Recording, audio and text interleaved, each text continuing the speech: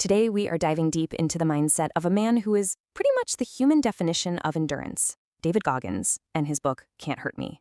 To really get what he's about, we've got to start with some numbers that just sound, well, impossible.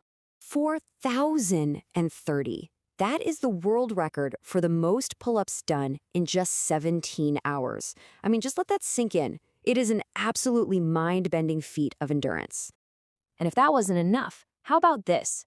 He ran a 135-mile race straight through Death Valley in the middle of summer. We're not just talking about a tough race. This is pushing the absolute boundary of what a human body can handle. Now here's the part that's truly unbelievable. He accomplished all of this, and so much more, with a hole in his heart that he didn't even know was there. The whole time, it was secretly capping his physical ability. So you have to ask, right? How on earth did he do any of that? It clearly wasn't just about being physically strong. No, it was a very specific, very powerful mindset that he built from the ground up, and that's what we're going to unpack. To get inside his head, we first need to understand the big problem he had to solve, something we all face. He calls it the paradox of comfort. It's basically our brain's default setting to run from pain and just take the easy way out. And for Goggins, this was his reality. This wasn't some theory. In his early 20s, he was completely stuck in a comfort cycle. He was working a dead-end job, weighed almost 300 pounds, and his big reward at the end of the day was junk food. He was literally running from any kind of discomfort.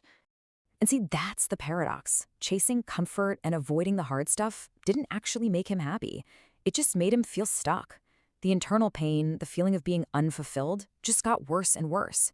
He knew he had to completely flip that script. So what was his fix? He didn't just wake up one day and decide to be tough. He created a whole system for it, a concept he calls forging a calloused mind. The idea here is actually pretty simple, but it's so powerful. You know how your hands get calluses to protect them from friction? Well, Goggins says you can do the exact same thing with your mind. By intentionally doing hard things, you build up mental calluses that protect you from the fear of pain and quitting. Just look at the difference here. On the left, you've got your mind on autopilot. It just wants to be comfortable. But a calloused mind, it actually starts to look for challenges. It's not about loving pain. It's about mastering your fear of pain so you can finally grow. And the best part is, you don't have to go run 100 miles tomorrow. You can start really small. These are perfect examples. Instead of ducking out of minor discomforts, you lean into them. Each one is like a single rep at the gym for your brain. Okay, so you're starting to build that calloused mind, but what happens when you're in the thick of it? When the pain is real and you feel like you're about to break? Well, for that, you need a mental toolkit. Yeah, this is for that moment. You know the one. You're deep into a workout or a project, and that voice in your head is just screaming at you to stop. For these exact moments, Goggins has two very specific and really powerful mental models he uses. And these are the big ones, the 40% rule and the cookie jar. They sound simple, but they are absolute game changers. Let's break down what they are and, more importantly, how you can use them. All right, first up is the 40% rule.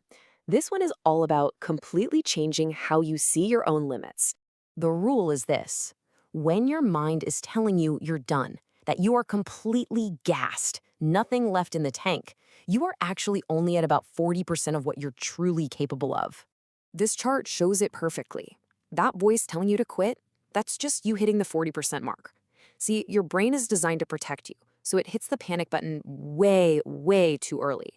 There's a whole other 60% of grit and energy in reserve that you haven't even touched yet. And you know, as wild as this sounds, it's actually backed by science. Researchers like Professor Timothy Noakes have found that what we feel as fatigue is often just an emotion created by our brain. It's not our muscles actually failing. Your brain gives up long before your body has to. So if we have this massive 60% reserve just sitting there, how do we actually get to it? How do we tap in? That is where the second tool comes in. It's time to open the cookie jar.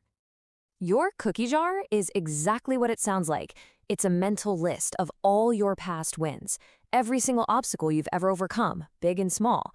When you're in that moment of pain, you mentally reach into that jar, pull out a cookie, and remind yourself of who you really are and what you've already done. Now, this is so important.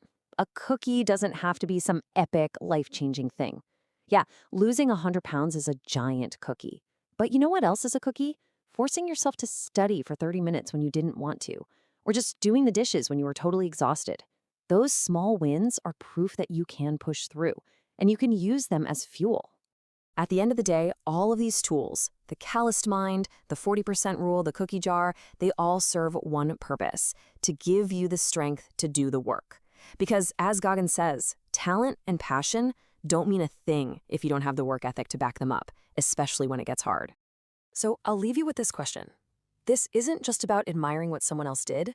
It's about taking these ideas and using them.